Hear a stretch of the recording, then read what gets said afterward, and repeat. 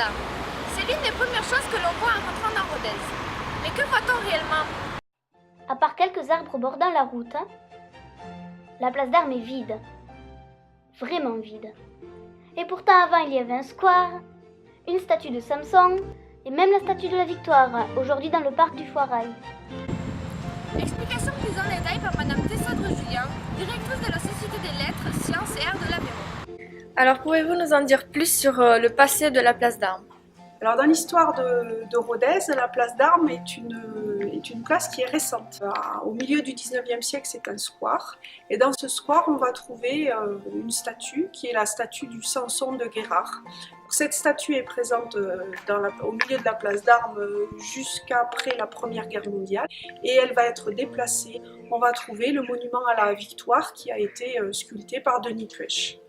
Donc la statue de Denis Puech va être là de 1925 jusqu'à 1974. Et en 1974, à nouveau, il va y avoir un changement dans cette place.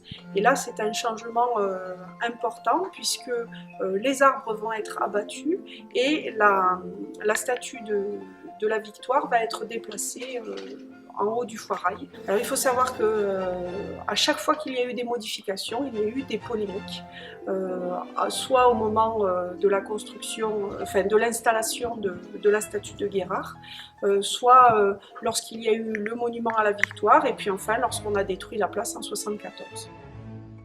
Le projet en lui-même consiste à représenter des figures emblématiques de Rodez dès l'entrée dans la ville. Disposées en V, des statues grandeur d'homme rappelleraient brièvement l'histoire de Rodez et son patrimoine culturel et artistique. Nous représenterions Raymond de Calmondold qui posa la première pierre de la cathédrale, Jean Moulin, premier préfet de l'Aveyron, Jacques Puel pour rappeler l'activité scientifique de la ville, et Hippolyte de Barrault, symbole culturel de Rodez et créateur de la Société des Lettres, Sciences et Arts de l'Aveyron. Nous représenterions aussi Pierre Soulages pour évoquer le patrimoine artistique de Rodez. Sa statue serait en acier corten pour rappeler les couleurs du musée Soulages. Pour avoir un avis extérieur sur notre projet, nous avons contacté Diane Joie, responsable du service du patrimoine, ainsi que Jean-Michel Cosson, vice-président de Rodez Agglomération. Selon Diane Joie, je cite, « Cela constituerait un point de halte avec des statues à voir sur le chemin qui mène les touristes du musée Soulages jusque vers le centre ancien, la cathédrale, etc. Cela pourrait entrer dans un parcours urbain plus large, jalonné pourquoi pas d'autres sculptures pour créer une continuité artistique entre le musée Soulages, le musée Puech et le musée Fenaille. » Michel Cosson, quant à lui, insiste sur le fait qu'il est important de mettre en avant, outre le patrimoine architectural, le patrimoine humain, à savoir ces hommes et ces femmes aveyronnaises qui se sont distingués dans différents domaines. En conclusion, ce projet semble intéresser Rodez.